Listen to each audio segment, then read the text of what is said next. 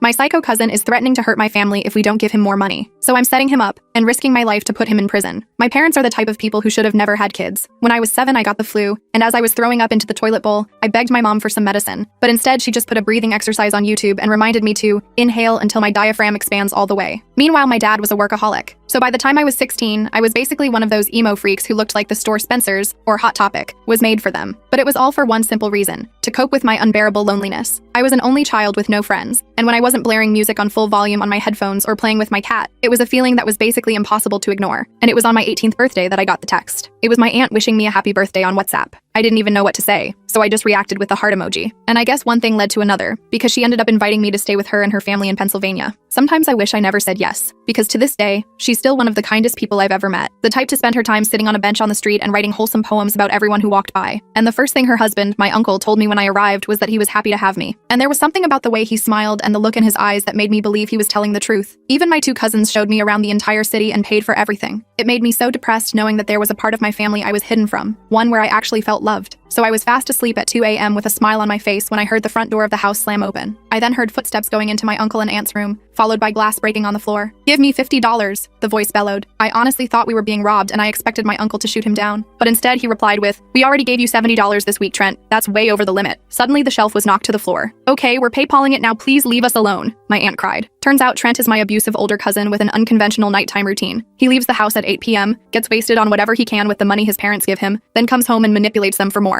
At the time I didn't really care, because it was still 1,000 times better than the home I grew up in. Plus, my other cousins, Samuel and Daisy, swore he'd never hurt me. But the more I found out, the more scared I became. Apparently he was schizophrenic, and had threatened the entire family multiple times, and I was pretty much able to ignore it, until one day when I was on a late-night walk with my uncle. He was lifting his arms up to stretch when I saw the bruises on his stomach area. My eyes widened. Well, my uncle was always pretty open about stuff, so he told me straight away. Trent did it. His tone was sad, like it was just another daily occurrence rather than straight-up abuse. It was after I told him he was 30 and he'd been living the same shitty life for 10 years, that he couldn't keep living off us and had to get a job. I buried my face in my hands, but that's when he whipped out his big black iPhone. On it were dozens of texts from Trent. "You'll die alone and unloved. You don't care about anyone but yourself, you worthless piece of shit. Just watch, I'm going to make your life so bad you'll kill yourself. And for his grand finale, I'll shatter your kneecaps so hard you'll never walk right again." My jaw literally dropped. All these messages were back to back. And worst of all, it was all because my uncle refused to send him $5 for more alcohol. Over the next few days, I found out he'd been hitting my aunt, his literal mother, and threatened my cousins too. But one day my uncle said something that changed everything. Yeah, since it's always at home, he's never a public threat, so the police don't care. It was like a light bulb moment. So that same exact day, I asked Trent to go on a walk with me. He agreed, because I told him I agreed to buy him some of the devil's lettuce. And halfway through the walk, when we were on the busiest street in Pennsylvania, I said it. "Dude, you're low-key an effing joke. Like you're 30 and live off your parents. I'm 20 and I make more